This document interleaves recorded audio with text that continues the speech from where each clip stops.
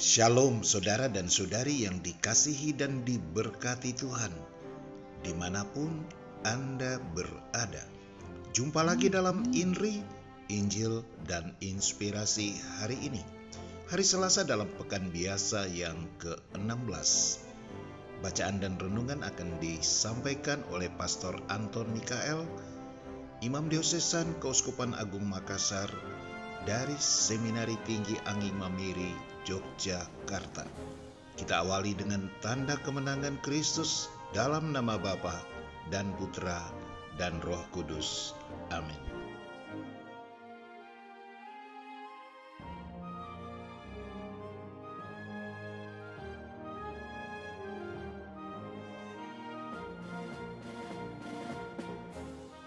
Shalom saudara-saudara yang terkasih, salam jumpa dengan saya, Pastor Anton Mikael, pada INRI hari ini, Selasa 21 Juli, Pekan Biasa yang ke-16.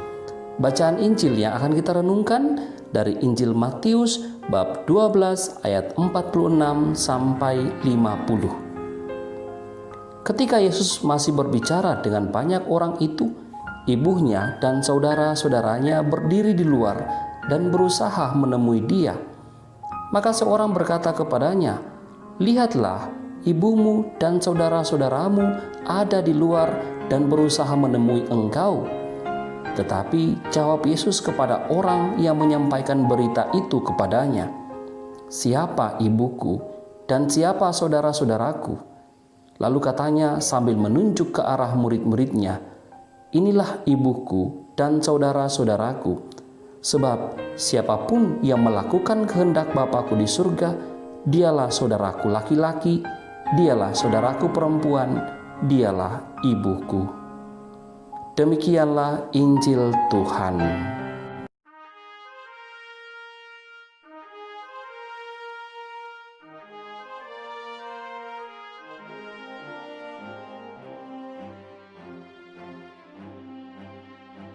Saudara-saudari terkasih, kita semua tidak pernah terpisah dari kehadiran seorang ibu. Keberadaan kita di dunia tidak dapat dipisahkan dari keberadaan seorang ibu. Ungkapan kasih ibu juga kita temukan dalam banyak nyanyian. Misalnya syair lagu Kasih Ibu. Kasih ibu kepada beta, tak terhingga sepanjang masa. Hanya memberi tak harap kembali, bagai sang surya menyinari dunia. Dalam nyanyian rohani juga ada doa ibuku. Di doa ibuku namaku disebut. Di doa ibuku dengar ada namaku disebut. Dan masih banyak nyanyian lain.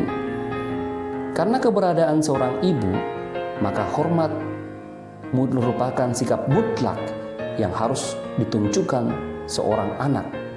Dalam tradisi orang Yahudi, juga tradisi Kristen, menghormati ayah dan ibu adalah salah satu perintah dari 10 perintah Allah yang harus dipatuhi.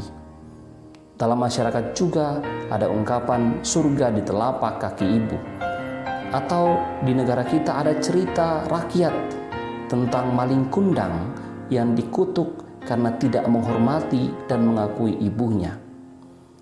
Bacaan Injil hari ini, jika kita tidak hati-hati memahaminya, kita juga bisa terjebak pada pemahaman bahwa Yesus tidak menghormati ibunya. Beberapa saat yang lalu, saya pernah menonton sebuah channel YouTube yang mengatakan bahwa salah satu dosa Yesus adalah menolak ibunya, tidak mengakui ibunya. Referensi Injil yang dipakai persis bacaan Injil hari ini. Tetapi apakah benar Yesus menolak ibunya Maria? Pertama-tama, kita mungkin bisa membayangkan situasi dalam kisah Injil hari ini.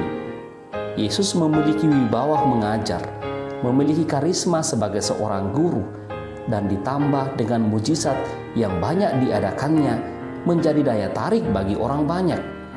Maka sangat wajar jika orang banyak mengerumuninya.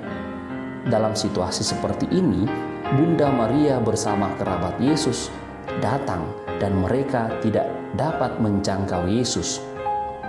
Mungkin melalui pesan berantai, pesan tentang keberadaan Yesus dan kerabat Yesus di luar akhirnya disampaikan kepada Yesus. "Lihat, ibumu dan saudara-saudaramu ada di luar dan berusaha menemui engkau." Tetapi Yesus mengatakan, "Siapa ibuku dan siapa saudara-saudaraku? Inilah ibuku, inilah saudara-saudaraku. Sebab siapa yang melakukan kehendak Bapa-Ku di surga, dialah saudaraku, dialah ibuku, dialah saudariku."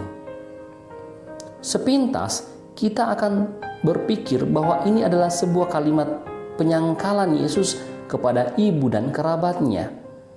Tetapi jika kita menyimaknya secara lebih dalam dan juga mengkaitkannya dengan bagian Injil yang lain, khususnya mengenai kisah kelahiran Yesus, jelas bahwa apa yang dikatakan Yesus bukanlah sebuah kalimat penyangkalan.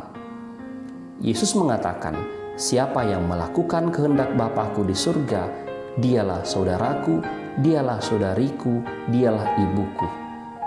Inti dari kalimat ini adalah melakukan kehendak Bapa. Nah, bukankah Maria sudah melakukan kehendak Bapa?